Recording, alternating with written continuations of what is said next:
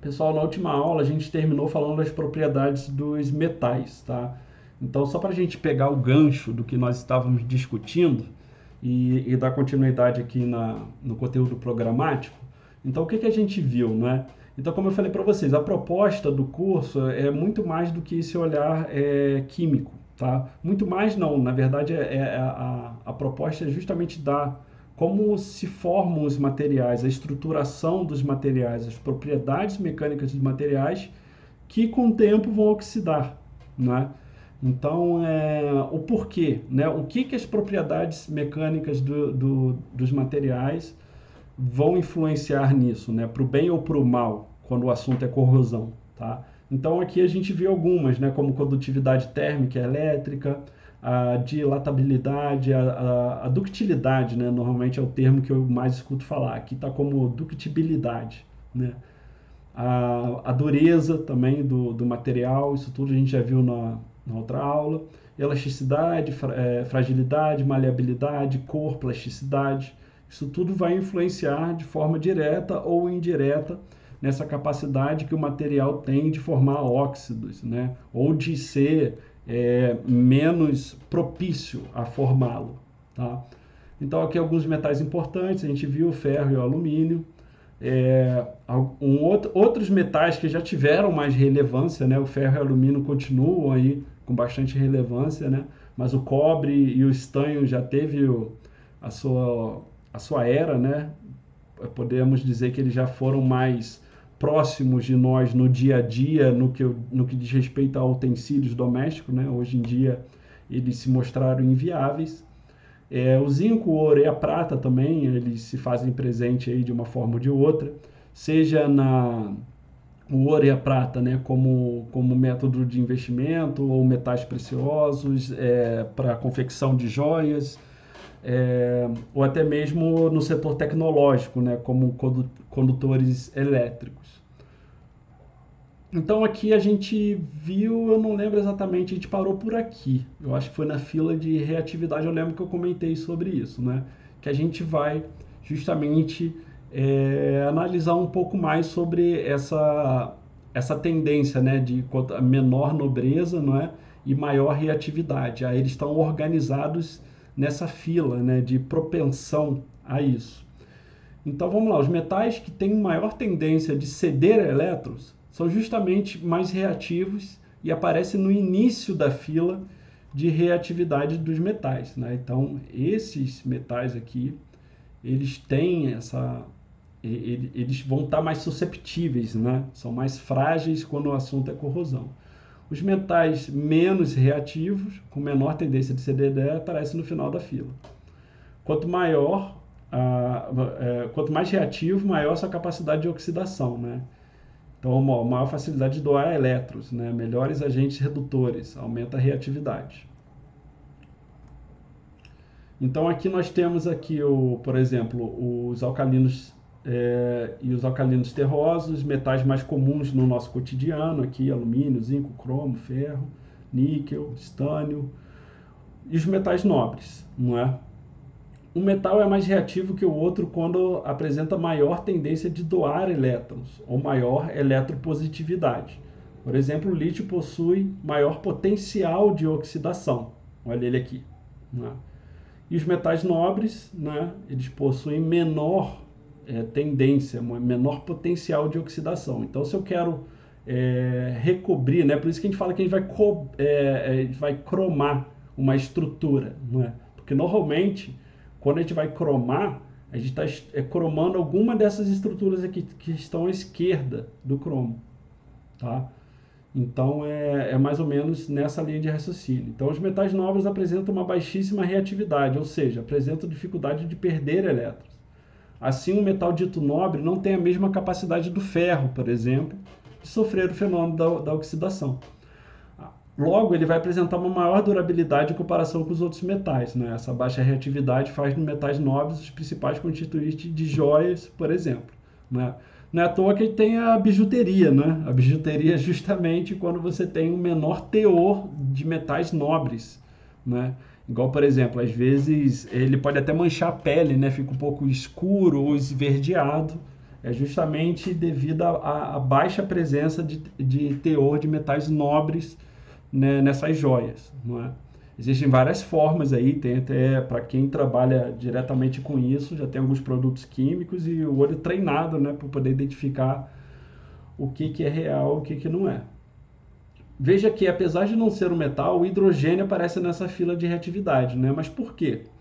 Porque ele aparece em determinada substância como os ácidos e é capaz de formar o cátio hidrônio, né? Ou simplesmente o cátio hidrogênio, que por sua vez pode receber elétrons, formando gás hidrogênio e água. Tá? Então é por isso que ele aparece aí nessa fila. É importante também destacar esse ponto. Esse ponto eu até trouxe porque eu vi em algum processo seletivo de alguma empresa, não lembro qual, que estava assim, bem específico para materiais, mas era para técnica e materiais, não era uma vaga voltada para engenharia de materiais, mas com foco em corrosão. Com o hidrogênio incluído na fila de reatividade, é possível determinar a reatividade dos metais em soluções em que há íons de hidrogênio. Não é? Então, esse aspecto aqui é importante ser realçado. Tá? Esse slide aqui ele é importante porque ele traz esse ponto do hidrogênio. Qual a relação entre corrosão, ferrugem e oxidação? Então, a gente tem alguns slides que a gente vai tratar justamente disso. A Andressa falou aqui, das primeiras semanas estava com Covid, eu vou ter semana. Tá bom, André, sem problema. Espero que você esteja bem aí. Sei que não é fácil, eu também tive Covid, mas graças a Deus meu caso foi leve, tá? Mas sem problemas. Obrigado por avisar. Espero que esteja tudo bem aí. Corrosão, então, a gente pode caracterizar, eu acho que a gente já fez uma definição lá atrás, né, que é como a deteriorização de materiais, geralmente metálicos, né, a gente viu que não exclusivamente metálicos, a gente viu o concreto, a madeira no sentido mais abrangente de definição de corrosão, a gente pode falar também que a madeira está corroendo, mas enfim, então é a deteriorização de metais causada por processos eletroquímicos das reações de oxirredução, tá? A reações de oxirredução é aquela que ocorre transferência de elétrons entre átomos envolvidos, não é? Então, é a pilha de Daniel, não é? Então, aquele conceito que vocês já estão cansados de ver aí desde do ensino médio. Então, oxidação é a perda de elétrons e redução é o ganho de elétrons. Então, a corrosão em geral é provocada pelo oxigênio.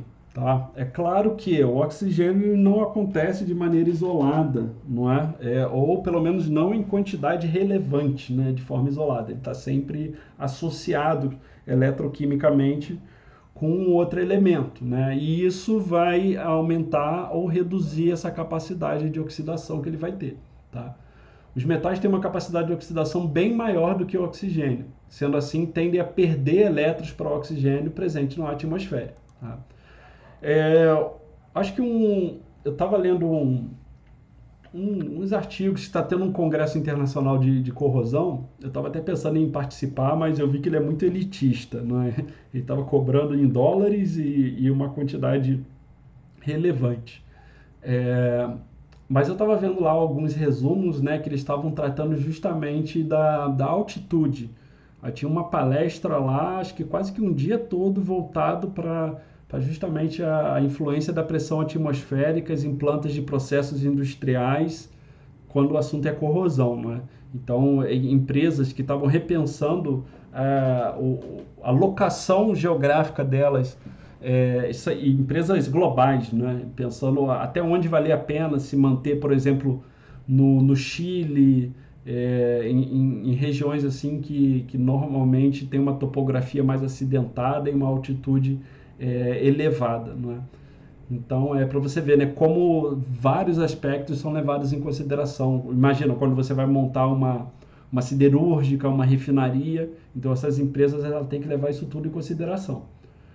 O preço da commodity, né, o minério de ferro, a bauxita também, né, então às vezes é interessante você extrair um lugar e fazer o processo siderúrgico em outro e montar a sua refinaria em outro, entendeu? Mesmo que o custo logístico aumente, você implementar uma estrutura que vai ficar, naturalmente ela já está exposta à oxidação,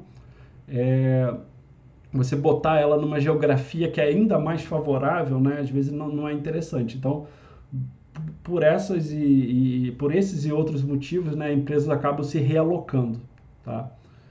Como os materiais metálicos, sim. Como os materiais metálicos mais comuns são ligas de ferro, sempre que o metal sofre corrosão, é muito comum ouvir que o metal enferrujou, tá? Então é daí que vem o termo enferrujar, né? Que é justamente a oxidação de ligas férricas. Olha o Carlos aí chegando.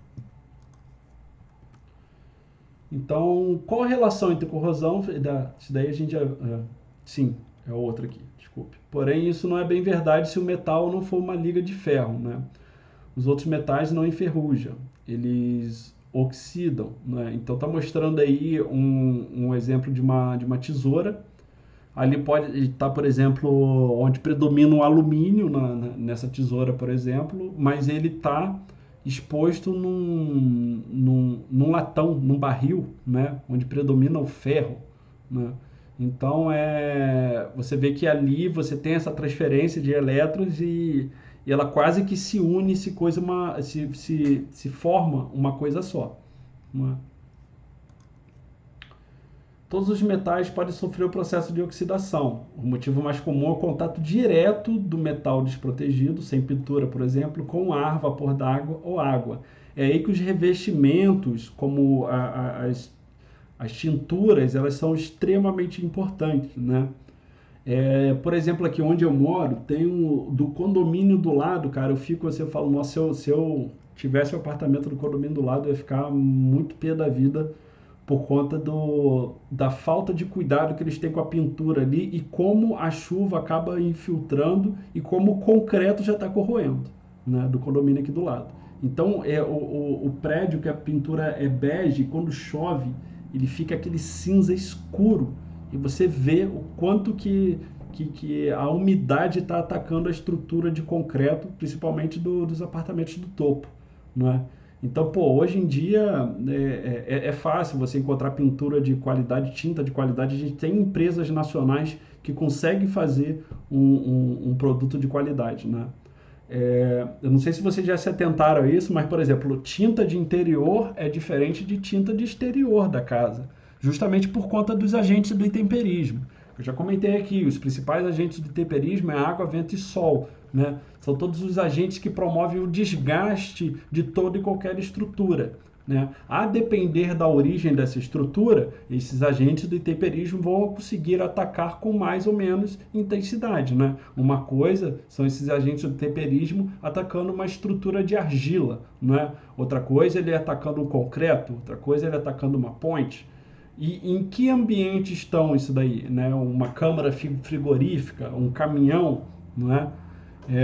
Um galpão de estrutura metálica, né? Sob que condições internas e externas de temperatura esse material está exposto, não é?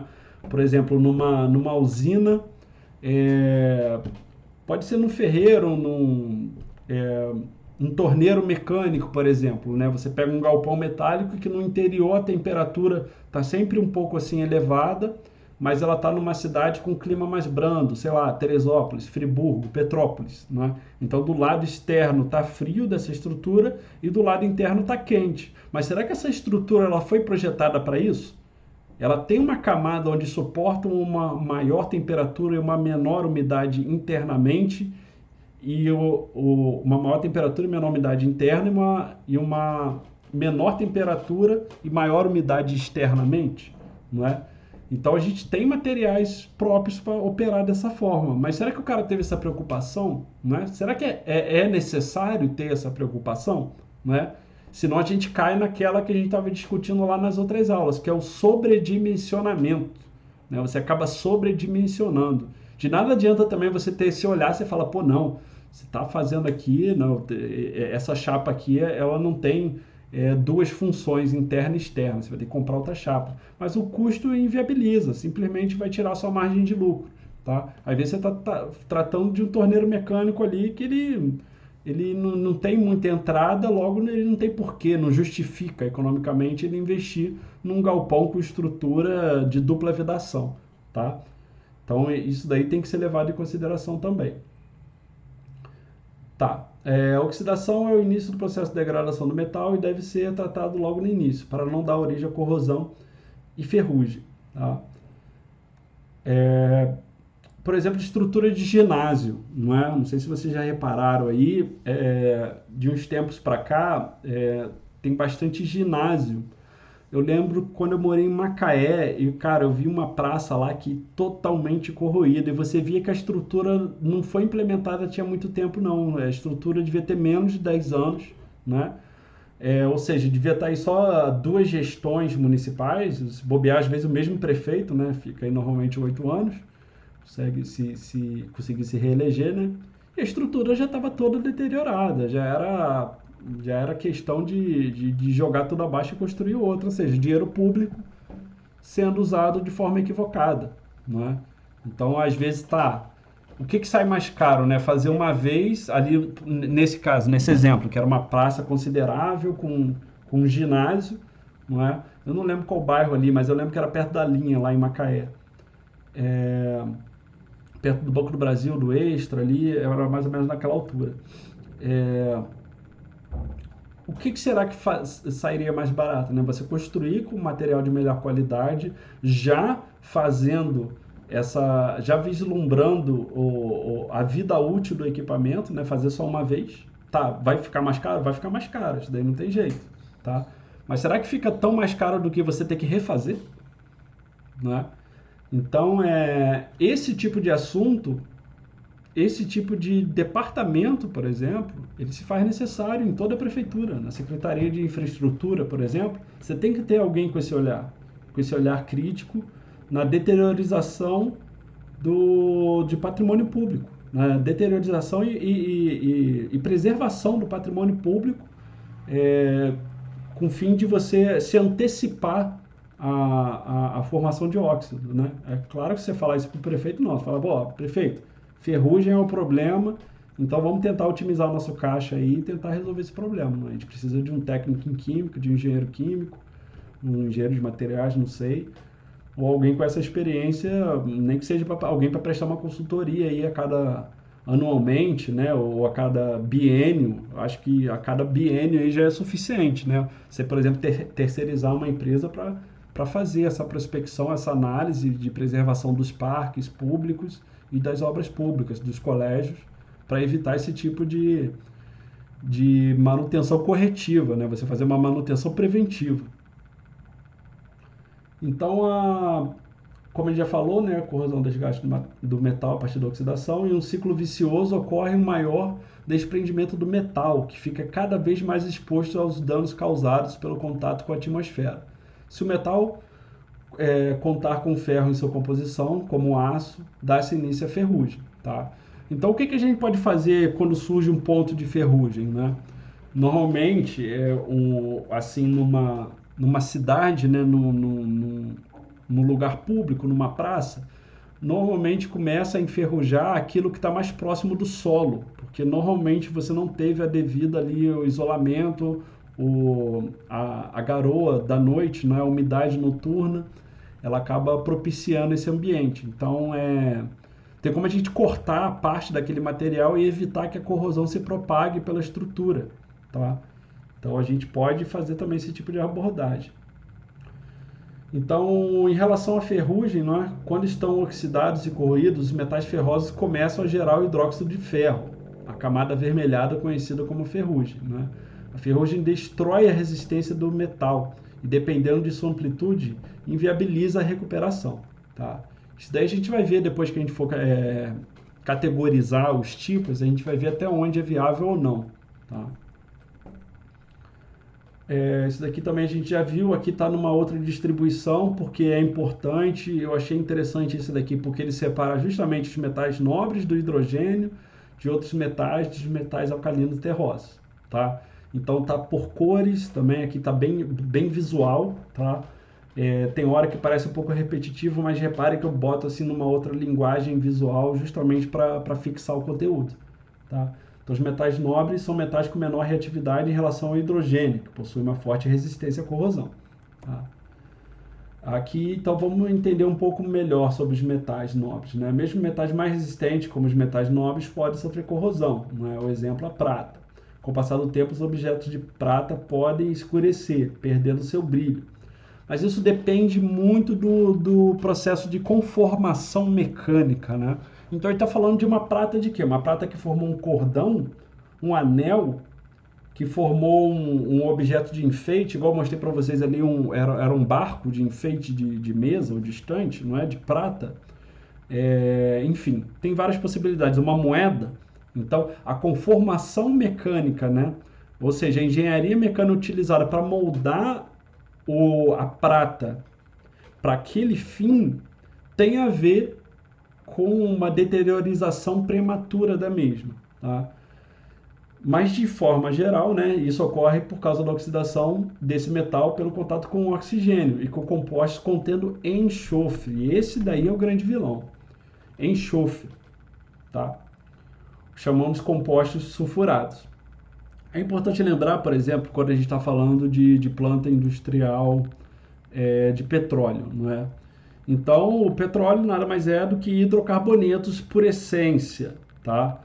Ali nós temos diferentes tipos de hidrocarbonetos, né? Os alcanos, alcenos, alcinos, né? Nós temos os, o- os antracenos, por exemplo, o anel benzênico, né? Então vai depender. Mas outra coisa, nós temos o vanádio, o oxigênio, o nitrogênio e alguns outros tipos de metais presentes também no petróleo, tá? Que eles são conhecidos como contaminantes. Por isso que nós temos o refino, justamente para, imagina o vanádio, cara. Quando eu vi que, quando eu fui lá em Cabiúnas, eu vi que eles tinham cuidado, principalmente dos contaminantes, é o enxofre. Tanto que você tem toda uma parte da planta de dessulfurização, tá? Então é muito preocupante por vários aspectos, principalmente porque em grandes concentrações ele é letal, né? Ele tem cheiro de ovo podre em baixas concentrações e ele ainda não é letal, mas quando atinge altas concentrações é justamente quando é o perigo. Você deixa de sentir o cheiro de ovo podre e pronto, é falência múltipla de órgãos. Você ali acaba inalando, tem uma morte rápida, não é? Então, até por isso que, por conta da mitologia do petróleo, estava muito associado ao diabo, né? Olha, é aquilo que vem do subsolo, vem da terra, aquilo pode explodir. As pessoas chegam perto e simplesmente desmaiam, né? Nada mais é do que H2S atuando ali em altas concentrações e altamente letal, sim, verdade, para o corpo humano. Mas no início havia muito ceticismo, né? Até muito por conta da religião, né? Que até então via aquilo dali, como assim, né? A terra tá botando para fora um líquido negro, viscoso, grudento, inflamável. Para que serve isso, né? A história do petróleo é muito interessante nesse sentido, porque o ser humano não sabia o que fazer com aquilo, né? Então, com o desenvolvimento tecnológico, foi se vendo o quão os contaminantes eles podem deteriorar toda a estrutura, a planta industrial. Tanto que as primeiras refinarias, a maioria você já não tem mais. Da época do Rockefeller, que você pega ali na virada do século ali, né, no caso de final de 1800, início de 1900, essas refinarias, as primeiras da Standard Oil, já acabou tudo corroída. Viraram verdadeiras vilas fantasmas, não é? Você tem muita cidade fantasma dessa época, justamente por conta disso. Você botava ali uma estrutura industrial, normalmente para atender as ferrovias ou a indústria do petróleo que estava começando, não é?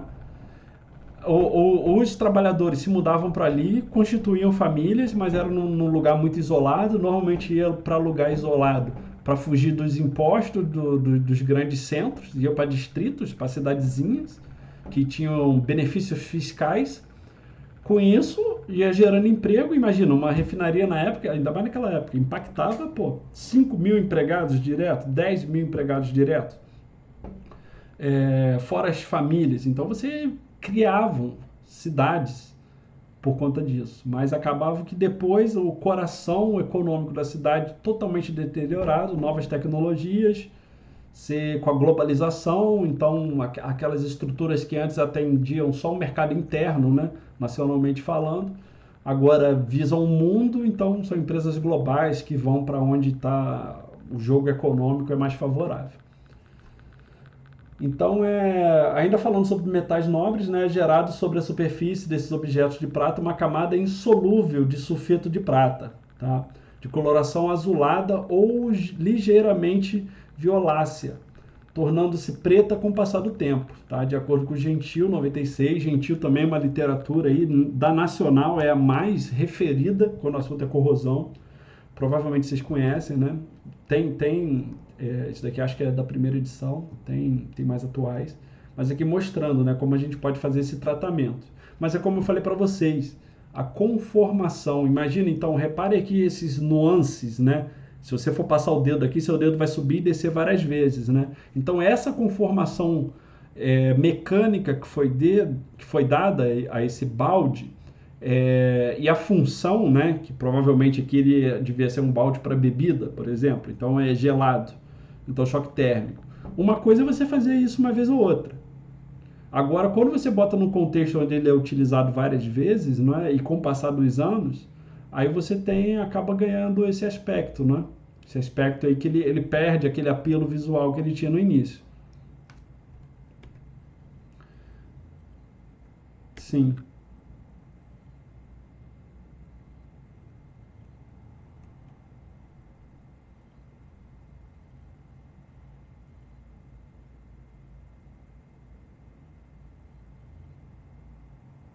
sim. É aquilo, tirar, tira, mas ele compromete também o seu material. Imagina, a prata, sabe uma outra dúvida que o aluno me trouxe uma vez? É pegar o cordão de prata ou cordão de ouro, na areia da praia. Ficar ali e você recuperar o brilho, né? Isso porque esse exemplo que você falou, por exemplo, a Coca-Cola. A Coca-Cola, ela tem CO2, tá? Também. E ela tem muita química ali, inclusive, que ela não bota no rótulo, né? Então, a minha avó, por exemplo, usava a Coca-Cola para limpar o chão de taco dela, o chão de madeira. Ela falava que às vezes funcionava melhor do que desinfetante. Então, é uma química tão forte ali, só aquela química da coloração, que você tira ali, por exemplo, o sulfeto de prata, né, nesse caso aqui, que é essa camada insolúvel aí que se forma, mas você acaba também prejudicando a própria prata. Então você pode perder o material com o tempo, ele pode trincar, por exemplo, tá? Sim, por conta do bicarbonato. Mas de novo, não é o indicado, não exemplo. Se você pega uma moeda ou uma arma colecionável, naquelas armas trabalhadas, cheias de desenho. Quando vocês estão usando isso daí, por exemplo, vocês falaram vinagre, é, Coca-Cola e pasta de dente, vocês podem acabar com esse desenho. Então imagina, se vocês podem usar isso daqui, vocês vão conseguir esse aspecto final. Mas com certeza vocês vão diminuir. Tá vendo esse detalhe aqui? Que aqui não é um desenho trabalhado nem nada demais. Então aqui, por exemplo, nesse balde, talvez seja mais barato. Ainda mais se você está pegando para vender. Por exemplo, você achou isso daí, você herdou da sua avó. Você quer passar isso para frente? Beleza. Não necessariamente você precisa comprar alguma coisa adequada para isso, tá? Tem até alguns produtos, se eu não me engano, eu acho que estão nos slides mais à frente. Mas agora, quando você está falando de algo colecionável, aquilo que tem um desenho, tem uma estrutura ali que aquilo dá valor ao objeto, não usem isso. Até mesmo um cordão, entendeu? Um cordão de ouro que tem ali um pingentezinho, alguma coisa. Se vocês usarem pasta de dente, vinagre, Coca-Cola ou até mesmo esfregar na areia da praia, vocês vão tirar aqui no caso aqui da prata, né, o sulfeto de prata. Sim, vão tirar esse aspecto azulado, escurecido, sim, mas vocês vão estar danificando também a estrutura do material e com certeza feito isso várias vezes, vai chegar uma hora que ele vai trincar. Porque vocês vão estar atacando a estrutura cristalina, que a gente vai ver mais à frente, tá?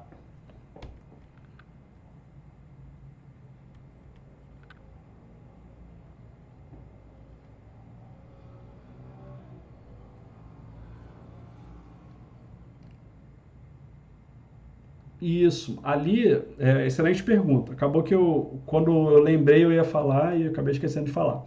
Atrito, abrasividade.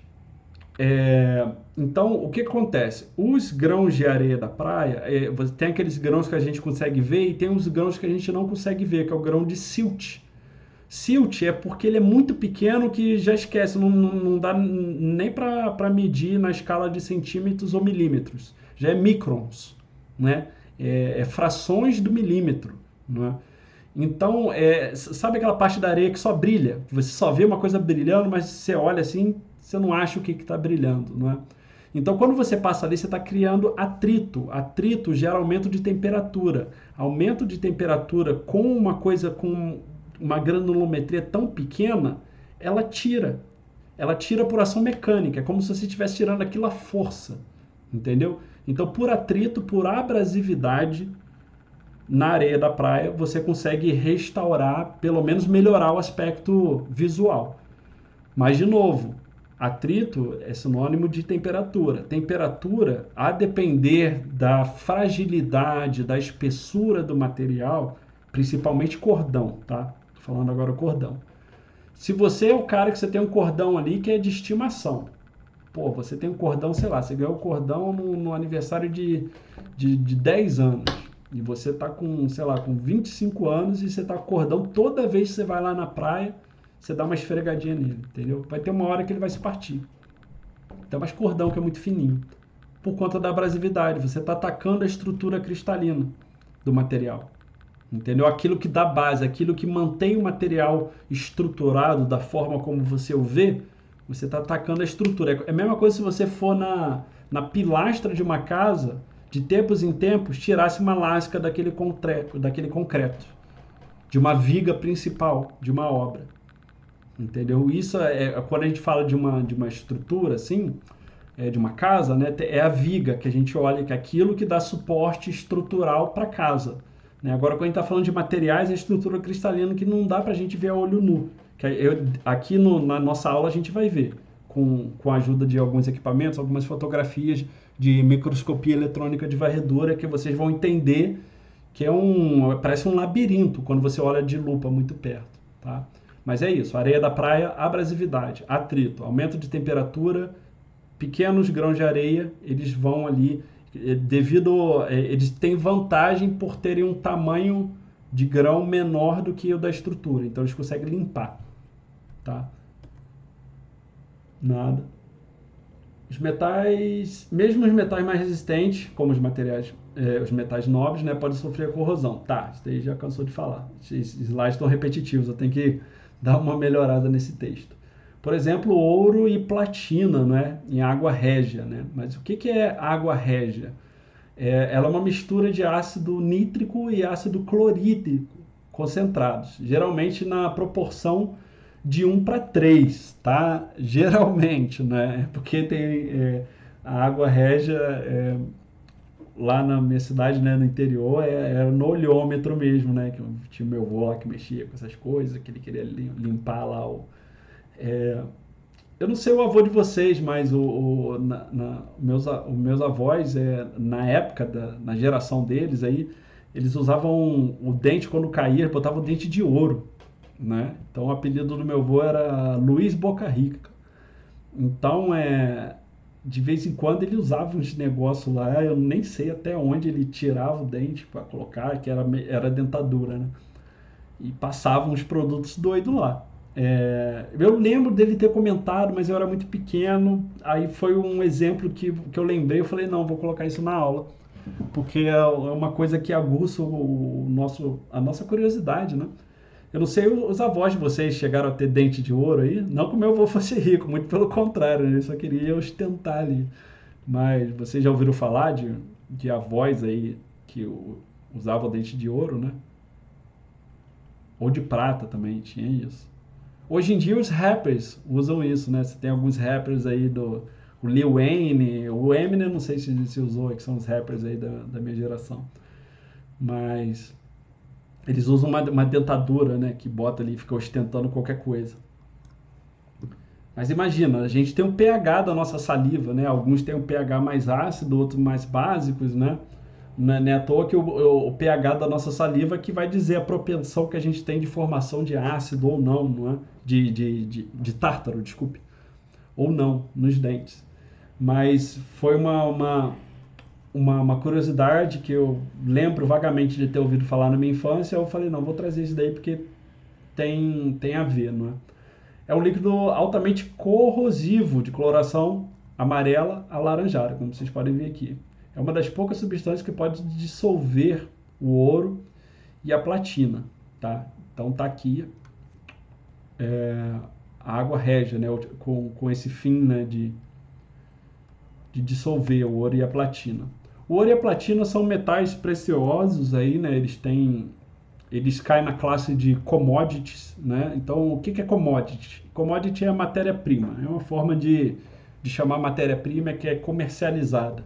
Exemplos de commodity: ouro, prata, platina, café, milho, soja, petróleo, etanol, o boi gordo, né, que é como é chamado o boi aí para venda de comercialização. E o mercado de commodities, ele trabalha no mercado futuro, né? Acho que eu falei o café. Então, por exemplo, se você quiser comprar café, né, na verdade você vai comprar a safra do mês que vem, não é? Então, a safra normalmente de seis a 12 meses, ela já está precificada. As pessoas estão negociando o preço futuro, né? É por isso que é conhecido na B3, que é a gestora aqui das commodities no Brasil, que é um mercado futuro. É justamente o mercado. Você imagina, você quer entrar no mercado de café, fazer grãos assim diferenciados, quer fazer a sua marca, mas você não quer plantar o café, você quer comprar já de pessoas que plantam isso daí e você quer se planejar. Então, o preço do café ele é cotado diariamente. Então, ele pode subir, descer, dependendo. Você teve muita chuva lá no Rio Grande, lá no Espírito Santo, por exemplo, em Minas Gerais, que é conhecido assim, por ter cafés assim, de altíssima qualidade, né? Lembrando que o Brasil é o principal exportador de café, né? Então, se vem uma chuva, ou um inverno muito rigoroso, ou um verão muito rigoroso, isso pode comprometer a safra. Então, quando tem menos café disponível para vender no mercado, o preço sobe. Mas como você já fechou negócio dos próximos 6 meses, você já está precificado. Ou seja, você já está comprado no mercado futuro, né? E a mesma coisa acontece com o ouro e com a platina, tá? Por isso que se tem uma atenção em especial para esses três tipos de metais nobres, tá? Quando o assunto é corrosão, porque eles têm vários mercados de possibilidade. Tá, isso daí é uma coisa também que a gente tinha falado, agora a gente vai começar a funilar um pouco mais, né? Que é justamente de onde vêm os metais que nós utilizamos no dia a dia. A maioria dos metais não é extraída da natureza na forma que utilizamos, né? Os metais são obtidos a partir de minerais que constituem as minas e os depósitos naturais. Então agora vamos falar um pouco mais de mineral, né? Os minerais são os principais constituintes das rochas e solos, que basicamente são os formadores da crosta terrestre, não é? Então nós temos três grandes grupos de rochas, né? As rochas ígneas, as metamórficas e as sedimentares, não é? O que são as rochas ígneas, né? As rochas ígneas são justamente aquelas fruto do resfriamento do magma expelido pelo vulcão, né? Então é essa dinâmica da Terra, né? Então as erupções elas se fazem necessárias. Eu não vou entrar muito em detalhe, mas só para vocês terem noção, né? Fazendo uma revisão bem rápida de geologia básica, né? Nós tínhamos a Pangeia, que era quando o continente era uma coisa só, há cerca de 500 milhões de anos atrás. E com isso nós temos o afastamento do continente, né, devido à atividade do núcleo da Terra e tudo mais. A astenosfera, enfim, várias outras subcamadas conforme a gente vai se aprofundando. Hoje em dia, né, nós temos aqui muito bem definidas as Américas, né, América do Norte, Central e América do Sul, e o velho mundo ali, né, com a África, a Oceania, a Ásia, a Europa. No meio do Atlântico Norte, lá da Groenlândia, descendo até a Antártida, nós temos a cadeia mesoceânica, que é a parte justamente que fica no centro ali, entre no hemisfério norte, né, dividindo a América do Norte, Canadá e Estados Unidos, da Europa ali, ocidental. E na parte do hemisfério sul, nós temos aí a América Latina, sendo dividida aí pela África. No meio do caminho, nós temos essa cadeia mesoceânica, que é justamente a parte mais profunda do oceano, profundidades aí passando os 5 quilômetros facilmente, tá? Então, só o pré-sal aí já tem 2, 3 mil metros de profundidade ali. Essa cadeia mesoceânica tem trechos de 5, 7 quilômetros de profundidade. E ali nós temos uma alta atividade vulcânica, tá? Essas são as rochas ígneas. As rochas metamórficas é justamente o encontro de duas rochas pré-existentes. E as sedimentares, ela é formada também a partir de pequenos sedimentos de outras rochas. Normalmente estão acompanhadas com matéria orgânica e é aí que nós temos reservatórios de petróleo. Só para dar uma pincelada, para contextualizar um pouco do histórico geológico, né, para botar aí como base da origem dos minerais e das rochas. Matéria-prima de onde vem a maioria dos metais, tá? É a partir deles que os metais são inicialmente extraídos, tá? Daí também já viu. Os minerais se formam em decorrência de determinadas afinidades entre os elementos químicos que estão presentes no magma, fase líquida localizada no interior da Terra, né? Então, na verdade, o magma é o grande fornecedor de rochas, né? Então, quando ele está nessa fase líquida, as interações eletroquímicas que acontecem ali é que vão formar os diferentes tipos de rochas e de metais preciosos, tá? E a forma como ela se resfria, se é um resfriamento rápido, se é um resfriamento lento, se nesse resfriamento lento outras rochas são arrastadas para esse magma, né?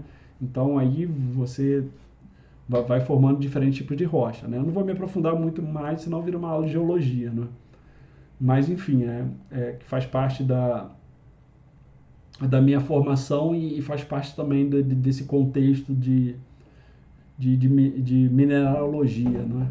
Ou seja, dependendo das condições, temperatura, pressão, atmosfera reinante, velocidade de resfriamento, como eu falei, solidificação do magma, alguns elementos químicos ali presentes se associam preferencialmente, segregando outros e formando compostos sólidos específicos, os minerais.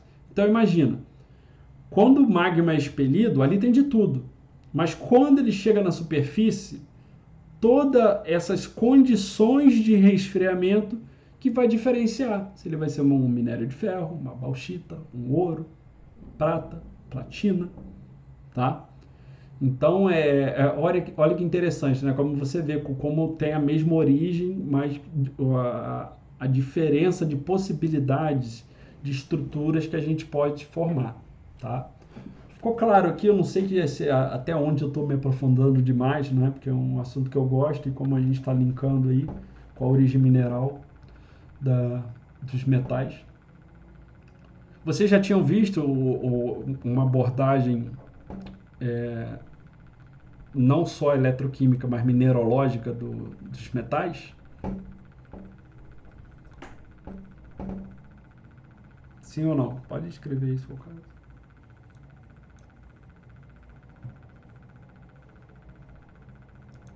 E aí, pessoal, estão aí me ouvindo? Vocês já tinham tido essa perspectiva, né, de mineralógica dos materiais? Ou de conformação mecânica? Tá.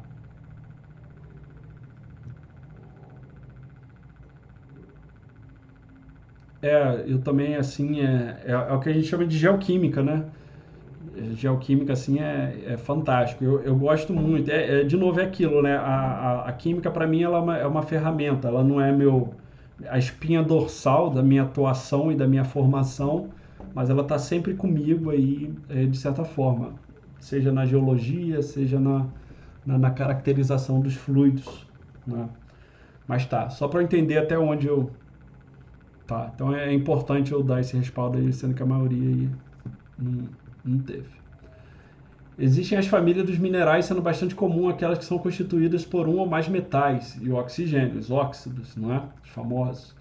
E por um ou mais metais e o enxofre, os sulfetos também, tá? É aquilo, né? Você tem que se adequar a ele, né? É indesejado, mas enfim, se não fosse ele também, a oxidação é um processo natural, então ela no fim das contas, ela faz o material voltar a ser o que era, né? Então a beleza do processo químico é justamente isso. O homem veio, interveio, né? Fez a sua intervenção, forneceu energia, temperatura, pressão, calor, né? Quando eu falo energia, eu falo dessa forma. E depois vem o oxigênio, ou seja, resumindo, né, tratando mais quimicamente, vem os sulfetos e os óxidos e simplesmente retornam o material às suas origens. Tá? É claro que ele ganha outro aspecto visual, não é? Mas ele já está próximo para uma próxima civilização que vai ver um uso sobre os óxidos e os sulfetos formados a partir de processos de deteriorização dos metais, não é? Por que não? Não é? Reciclagem é um assunto relativamente novo, né? Uma reciclagem efetivamente sendo utilizada até hoje ainda não é regra, é exceção, não é?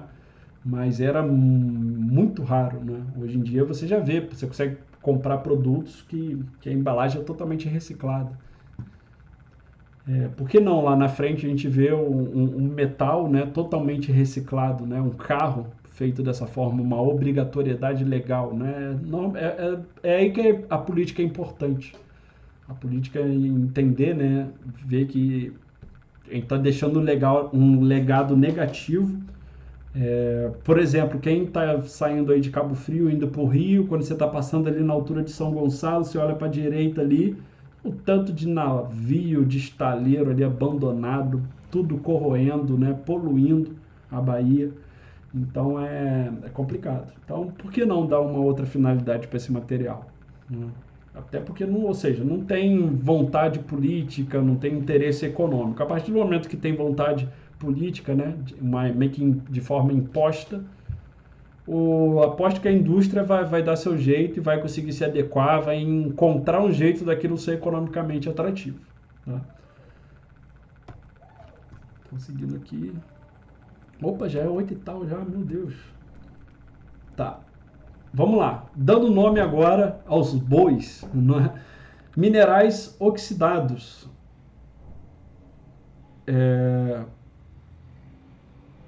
Falou hoje já vai sair já, Rafael?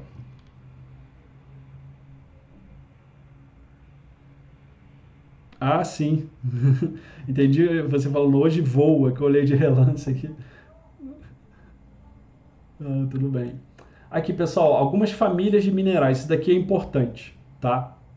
Porque eu não duvido que vocês já tenham visto a composição química, mas o nome mineral deles eu não sei se vocês já tinham visto, né? Que é a hematita, magnetita, bauxita, rutilo, a cassiterita, são os minerais oxidados e os minerais sulfetados, né? Que é a pirita, calcopirita, galena, molibdenita e asfarelita, tá? Por que eu estou falando isso para vocês, gente? Para ajudar vocês a pensarem fora da caixa, porque vocês são módulo 4, porque vocês estão se formando. Vocês podem ir para uma fábrica de cimento, vocês podem ir para uma fábrica de mineração, entendeu? Tem muitas possibilidades. A indústria de mineração ela precisa muito de técnica em química. E, cara, quando vocês falam que são técnica em química do IFE, cara, isso daí é um excelente cartão de visita. Então, o Espírito Santo, Cachoeiro Itapemirim, tem fábrica de cimento, não está tão longe de vocês, entendeu? Ali em Macaé, beirando a pista, numa das entradas de Macaé, tem qualquer coisa ali de prospecção mineral. Então, às vezes você fica muito voltado para aquela química mais tradicional, de laboratório, assim, sei lá, a indústria de cosméticos, a indústria aí de refinaria de sal, por exemplo. Mas, cara, tem muito outros lugares aí no estado do Rio, ou próximo do nosso estado, que vocês com um pouquinho desse conhecimento numa perspectiva mineralógica, tá? Vocês conseguem, assim, facilmente emprego, tá? Então, deem uma olhada nessas outras empresas. Cimento, concreto, e aí vai. As rochas são agregados de minerais e quando um destes apresenta valor econômico, ela passa a se chamar minério. Também, ó, outro ponto importante, não é? Então, rocha agregado mineral. Então, o que eu chamo de minério? Tudo aquilo que tem valor comercial. Minério de ferro. Na verdade, é o ferro, né? É um agregado ali onde predomina o elemento ferro, né? Então, ele tem esse minério de ferro porque você tem que padronizar ele de certa forma, ele tem uma granulometria pré-estabelecida para entrar nas siderurgias, não é? Então não é qualquer grão de minério de ferro que entra lá. Então você tem toda uma indústria para conformar isso daí para passar para eles. Então, para a obtenção do metal é importante separar o mineral de interesse, aquele que o metal está presente, dos demais minerais que formam o minério, tá? Então aqui, ó, a maior mina a céu aberto de cobre do mundo, com volumes cavado, né? A Chuquicamata, que fica no Chile. Olha só, pessoal. Então, isso daí é o cobre, não é? Então, imagina, o setor elétrico, ele precisa muito disso. A gente está no processo de eletrificação da nossa matriz energética, não é? Por questões políticas, econômicas, sociais, ambientais e dentre outras, não é? Mas a gente tem que lembrar que painel solar, eu canso de falar isso, eu falo isso quase todas as aulas, porque eu faço questão de falar isso, porque realmente aerogerador e painel solar não dá em árvore, tá? Quer dizer que você é contra energias sustentáveis? Não, muito pelo contrário, sou extremamente a favor. Por mim aqui, eu tinha um aerogerador, um painel solar para tocar minha vida aqui, geladeira, essas coisas, não é? Chuveiro, carro elétrico também, eu acho uma finalidade nada nobre você usar uma termoelétrica, por exemplo, né? Você está queimando ali gás, normalmente gás, para gerar energia elétrica, né? Ou você, gasolina, diesel, etanol no carro. Não, carro elétrico, pelo amor de Deus. Tem outras finalidades muito mais importantes, né? Que o petróleo pode ser útil, tá? Mas isso que a gente tem que lembrar, do impacto ambiental que o lítio, por exemplo, que constitui as baterias do notebook, dos celulares, dos carros elétricos, é um impacto ambiental parecido, né? Tem condições de ter cidades aí perto? Vocês estão vendo alguma cidade aí perto nesse horizonte? Não é?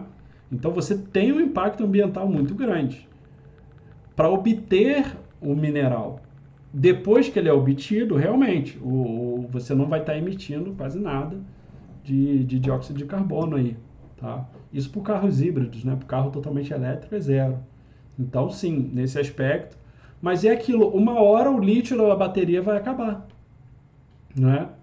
Então, eu não sei aí, eu tô com 33 anos, talvez aí daqui a indústria do petróleo começou a falar um pouco disso, o quê? Dos anos 2000 para cá, né? Se for botar na ponta do lápis, não tem 30 anos que essa discussão ganhou tração, né? Essa coisa dos carros elétricos. O carro elétrico tá aí há um tempão. Gurgel, que é uma fábrica brasileira, né? Já tinha carro elétrico, né? O Santos Dumont tinha carro elétrico. Só que na época não era de interesse dos grandes petroleiros, da política. Enfim, hoje em dia que ganhou essa pauta aí está sendo prioridade. Mas daqui uns 30, 40 anos a gente vai estar numa outra discussão, o impacto ambiental que foi gerado para você botar o tanto de aerogerador para tocar uma cidade de 100 mil pessoas é muito maior do que o impacto ambiental, né, a nível de área ocupada, de uma hidrelétrica, por exemplo. Então como é que você vai tocar São Paulo só com energia solar e aerogeradores? Você tem que ter uma área gigantesca, muito maior do que as hidrelétricas, para poder gerar essa energia elétrica para esse tanto de pessoas. A não ser que aerogeradores mais eficientes, painéis solares mais eficientes apareçam. Mas vai ter um momento que a gente vai começar a ter escassez de lítio, de minério de ferro, porque isso é finito, uma hora vai acabar, não é? Vai acabar em terra, aí vai começar a prospecção mineral em larga escala no mar, né? Como eu falei, nesse período que eu morei em Portugal, eu participei de algumas feiras lá internacionais, onde você já tinha várias exposições do pessoal já conseguindo minerar no mar, né? Fazer isso daí que está sendo feito aqui no mar, tá? Só que em pequena escala, extremamente caro, ainda não se paga a tecnologia. Mas, enfim. Aqui também o minério de ferro de Carajás, a maior mina de ferro a céu aberto do mundo. Pará, Brasil. O Brasil é um grande exportador, tá? A China aí altamente dependente do nosso minério, tá? Então, para vocês verem aí. No Brasil são produzidos principalmente ferro e alumínio. Ferro obtido do minério de ferro, hematita, tá? Então a gente pode falar até o minério de ferro na perspectiva é, mineral, né? A gente chama ele de hematita. Sendo que 60% da produção nacional provém de Minas Gerais, quadrilátero ferrífero, famoso, né? Onde também são encontrados o manganês e o ouro. O alumínio é obtido a partir da bauxita, principalmente a L2O3, né, extraída de jazidas do Pará. Tá? Então, aqui para você ver como a gente tem uma autonomia mineral. Isso daí é importante também lembrar. O Brasil é uma potência em vários aspectos. Né? A natureza realmente foi abençoada com o nosso país. Nós somos uma potência hídrica, tá? Nós somos uma potência de biomas, né, de fauna e flora incrível. Nós somos uma potência mineral, tá? Aí, tanto o minério de ferro, tanto a hematita como a bauxita, assim como o petróleo e gás. Então a gente é muito autônomo em vários aspectos. A gente tem condições, a gente é uma potência alimentícia, tá? É, o problema é assim, numa perspectiva de relevância política e econômica global, é que são insumos básicos. E hoje em dia, né, os países detentores do poder, né, os decision makers, né, os caras que tomam a decisão, são justamente os países que estão na vanguarda tecnológica, né? Então, de serviços, né? Então, não é à toa aí que quem os Estados Unidos e China principalmente, aí China andando a passos largos, né? Já contando os anos aí para passar os Estados Unidos como maior economia global, né? O famoso socialismo de mercado que ninguém nunca tinha visto até então. A China inventou um sistema capitalista próprio para financiar o comunismo, né? Uma coisa assim ímpar na história da civilização, né? É, sim.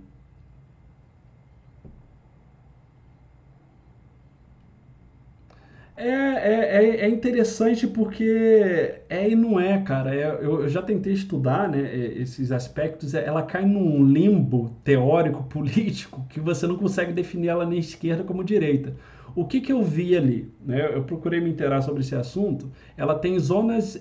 Ela é um partido comunista, é, você não tem liberdade lá. Eles são assim, eles não têm Facebook, eles têm tudo a própria rede social, eles são muito assim conservadores na pauta de costumes, eles são extremamente conservadores, né? É uma cultura milenar, enfim, os caras desenvolveram a pólvora, né? E várias outras culturas, a muralha da China, até então o maior empreendimento do mundo, né? Se não o maior, são mais de vários quilômetros em altitudes assim incríveis para aquela época, então. Então é um povo, é uma cultura de iniciativa. Sempre foi uma cultura de iniciativa. Só que hoje está no sistema lá que, pelo amor de Deus, né? Não vale a pena. Mas eles são vanguarda nisso daí. Eles têm zonas econômicas especiais. O que são essas zonas econômicas especiais? É um lugar comunista, com o Estado enorme, só que ele tem pequenas ilhas de liberalismo econômico e capitalismo efervescente. A principal é Shenzhen. Eu posso até botar aqui o nome. Depois vocês dêem uma olhada aí. Shenzhen. Eu acho que é assim que se escreve. Shenzhen. É uma é uma cidade assim incrível. Ela foi projetada como projeto piloto, é enorme, é o projeto dela e é aquilo, é naquela pegada Vale do Silício, Nova York, o que você tiver de Frankfurt, o que você tiver de mais capitalista e liberal no mundo, Shenzhen é mais, entendeu? Então ali você tem liberdade total. Quem manda ali é o capital, realmente, uma cidade direcionada para isso com milhões de pessoas, com milhões de pessoas.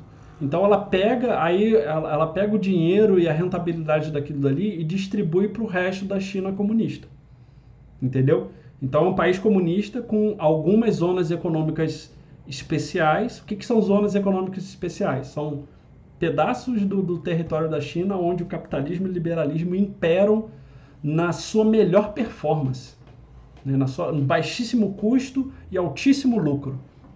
Tá? E ali onde qualquer um chega, americano, brasileiro, africano, não importa. Ali é liberalismo total, liberalismo econômico, tá, gente? Se você for ver, você não vai acreditar na cidade. Depois dá uma olhada aí. Você tem vários documentários das mais diversas no olhar do cara que é de esquerda, de direita, de centro. Olhem, eu gosto muito de ver a política em todos os espectros, né? Espectro de direita, esquerda, centro, para entender realmente o que a gente está vivendo, né? A democracia não é um fim, ela é um meio, ela requer uma constante evolução. E, cara, é muito curioso como eles tratam lá. Eles fizeram um capitalismo e um liberalismo econômico mais eficiente que os Estados Unidos. E conscientemente. É um projeto, uma cidade nova, uma cidade que deve ter o tempo de emancipação que Arraial do Cabo e Búzios tem. Depois você dê uma olhada, pouquíssimas décadas de existência, essa cidade.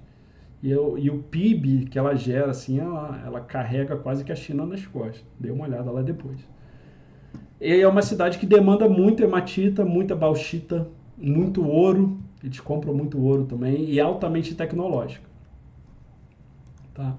Eu conheci essa cidade através de um amigo meu que é uns conhecidos lá de Lisboa, uns portugueses, que eles falaram que estavam desenvolvendo um projeto de pós-doutorado lá em Lisboa, que aí eles foram para continuar o desenvolvimento lá no Vale do Silício.